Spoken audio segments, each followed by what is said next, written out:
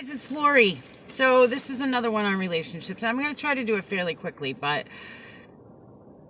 if you've noticed, we're meant to be in relationships. Even in the Bible, the only thing that God, when he created everything, didn't say it was good. He looked at everything and said he thinks this is good, this is good. But when he saw that Adam was alone, he said this is not good. Man should not be alone, so he created Eve. We're meant to be together. I mean, there are some of us that are okay being alone, truly okay being alone, and then there are others that really don't want to be alone. Maybe their spouse died or they're divorced, but they truly don't want to, so they're in search of. That's more the norm. We're actually designed to work together. We create children together. Why do we create them together? Because children need both father and mother. We just work better as a team. We're created different enough, each with their own attributes. I mean, just in general, with the genders. And, there's always an exception to the rule, but for the most part, we're meant to be together. And, the old expression, behind every successful man, there's a good woman. I believe that's true. I believe it's true both ways. I believe that it's also true the opposite. Behind every broken man, there's a manipulative woman, a deceptive woman, an abusive woman. Behind every broken woman, there's a deceptive man, a manipulative man, an abusive man. Not necessarily. Again, there's an exception to every rule. But, okay, so we all are formed, we form different attributes, different qualities, different flaws through what we've experienced through our life. Some people hold on to their childhoods always, and they make it an excuse for everything they do. Other people will acknowledge, okay, this might have shaped me this way, but I'm willing to let it go.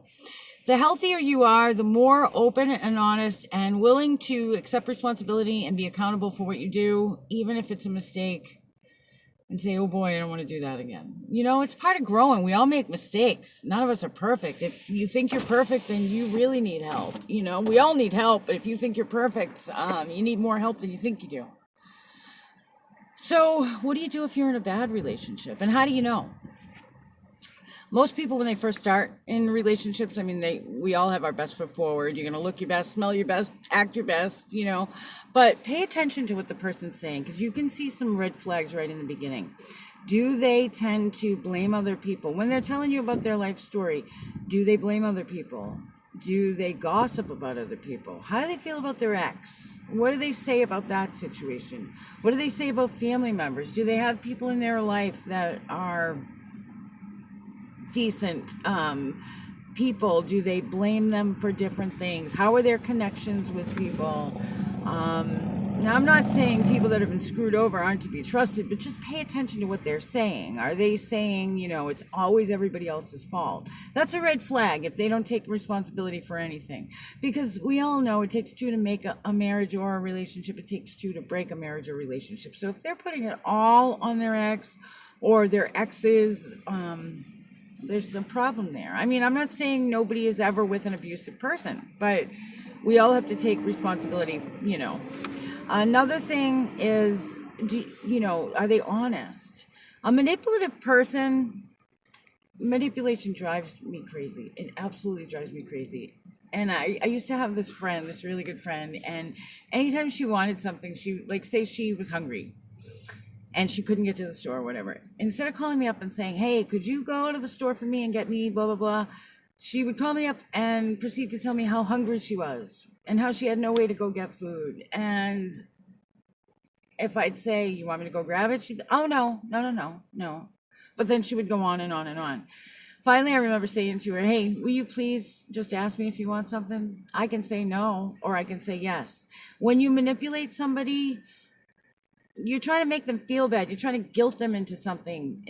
Just yes or no. That's good. Manipulation is not good. And if they'll manipulate you over something small, they'll manipulate you over other things. The reason I bring this up is because there are people with personality disorders. There are people with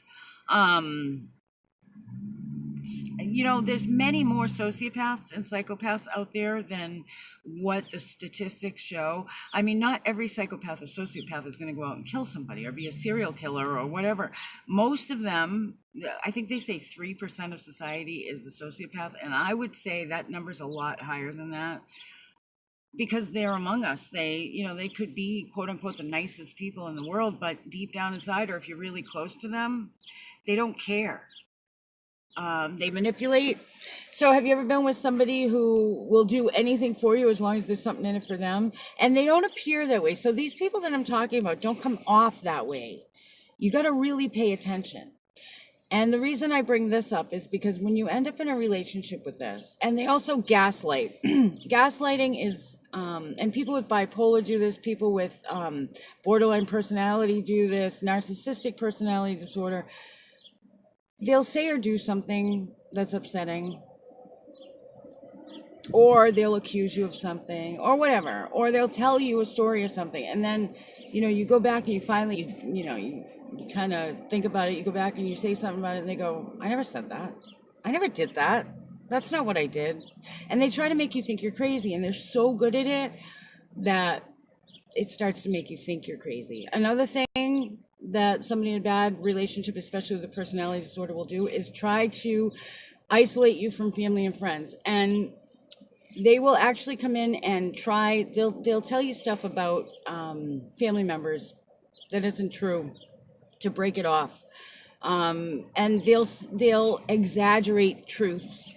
And they're trying to separate you out from family. They're trying to push those people that you love away. Now, just for the record, say your family is horrible and they treat you horrible and they're really just bad people, and the love of your life comes along and they don't separate you completely, but they tell you the truth about it. That's a little different than trying to separate you from loving, caring, best friends, family members that love you, co-workers. They don't want you to go to work because of this or that or that. Another thing is lying. And they will actually get mad at you if you don't lie to cover for them. If they get busted doing something or saying something and you are honest about it, then they get really angry with you because you were honest about it. They look at it like you didn't defend them. These are just a few things of somebody with a personality disorder or a mental illness. So it's not just any negative relationship. And men do this and women do this. Believe it or not, though, women do this more. And I'm not saying, there are plenty of women that are in abusive relationships. The thing is, society is designed to help those women. I know that they get frightened, or they may not even believe that they're victims, so they don't seek help. But when somebody notices it, we have organizations set in place. We have people of a mindset there to help you. Doesn't always work, especially if he's really abusive, especially physically or even emotionally. Doesn't always work. But what about, a lot of times men are in these relationships, and I've noticed it a lot more lately with these younger women, and I'm not sure why, but there's a lot of personality disorders. There's a lot of mental illnesses that go undiagnosed and untreated. And I see these young men that, just maybe 2 years ago, I saw them and they're working and they're going for it, or they're going to school and they're really doing their best to do well, And now they're crushed. They don't speak. They are afraid to say what's on their mind because they don't want to start a conflict. They become deceptive themselves just to avoid conflicts. They don't want to go out and do anything. They're like a shell of who they used to be. And 9 times out of 10, there's a female behind that has been doing this, gaslighting. What do they call that other thing? Oh gosh, I've got it written down right here. I'm sorry. Oh, it's on my other notebook. Stonewalling. And, older women do this too, but I noticed a lot of younger women will do this. Stonewalling is the silent treatment. Stonewalling is, no, I'm not going to do this because you upset me. So to the world, she's like, oh, hi, we're great. To you, she's not talking to you. She's not going to go to that party that you want to go to. She's not, or that kind of thing. So let me just end with this. If this is the relationship you're in, I want you to ask yourself this question. Do I love this person?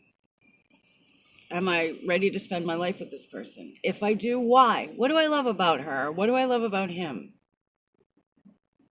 Would he or she give their life for me? Would I give my life for them? Is my life, this is the most important, is my life enriched because of them? Am I a better person just by being with them? Is he or she a better person just by being with me? Do I feel free to be myself? Can I be myself, good, bad, and different? Can I be myself? Or am I afraid? Am I walking on eggshells? Ask yourself those questions. And if any of them are not answered in the affirmative, you might want to go back and think about how to end things cordially. Because if this is the case, if the person that I described is your other half, without some serious therapy and some serious maybe medication, nothing's going to change. And people like this negatively affect all the people around them, including their friends, their family, their children, and especially their partners. They don't stop till they destroy you. And I know you might think I'm talking about a very small percentage of the population, but I've seen it over and over and over. I've seen it with men, I've seen it with women. And I know the signs of that person that's been through this relationship. I see it. I can see it even if they don't. So don't think about, and another thing is they'll keep pulling you back, pulling you back, pulling you back. And it never changes. So if that's the case, I'm sorry guys, there's no healing on this one. The next thing I'll talk about is healing a relationship. But if you're in this kind of relationship, or if you need more information about sociopathy, or personality disorders, borderline personality, narcissistic personality, all kinds of different disorders. Bipolar's not really in the same category, but some bipolar have these kinds of things going on too. If you need more information, if you think this might be you, please reach out, whether you're male or female. There's no shame in reaching out for help, all right? Okay, you guys, take care and you have a great day. I'll talk to you soon.